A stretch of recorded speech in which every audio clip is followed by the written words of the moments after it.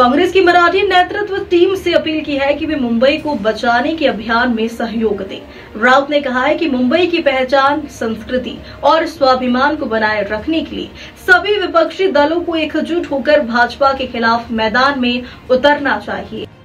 शिवसेना उद्धव बालासाहेब ठाकरे के सांसद संजय राउत ने आगामी नगर निगम चुनावों से पहले विपक्षी एकता की जरूरत पर जोर दिया है।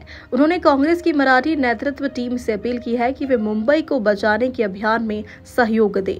राउत ने कहा कि मुंबई की पहचान, संस्कृति और स्वाभिमान को बनाए रखने के लिए सभी विपक्षी दलों को एकजुट होकर भाजपा के खिलाफ मैदान में उतरना चाहिए। सांसद राउत ने आगे कहा कि बीएमसी चुनाव सिर्फ एक राजनीतिक लड़ाई नहीं बल्कि मुंबई की अस्मिता की रक्षा का संघर्ष है। उन्होंने कांग्रेस और राष्ट्रवादी कांग्रेस पार्टी शरद पवार गुट से भी आग्रह किया है कि वे आपसी मतभेदों को पीछे छोड़कर एक साझा रणनीति तैयार करें। राउत का यह बयान महाविकास आघाड़ी एमवीए के भीतर एकजुटता के संदेश के रूप में देखा जा रहा है। मुंबई ही महाराष्ट्राची राजधानी आहे, ती मराठी माणसाच्या हातात राहायला पाहिजे आणि म्हणून काँग्रेस पक्षातल्या मराठी नेतृत्वानं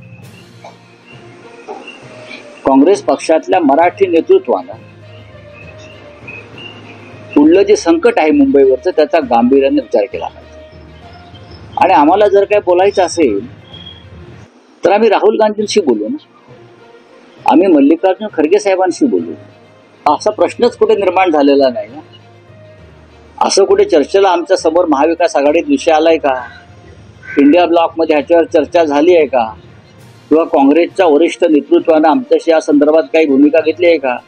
आतापर्यंत सर्व पक्षीय शिष्टमंडळामध्ये काँग्रेस पक्ष सामील झालेला आहे। निवडणूक आयोगासंदर्भातची लढाई आमची सुरू आहे, त्याच्यामध्ये काँग्रेस पक्ष पूर्णपणे सामील झालेला आहे।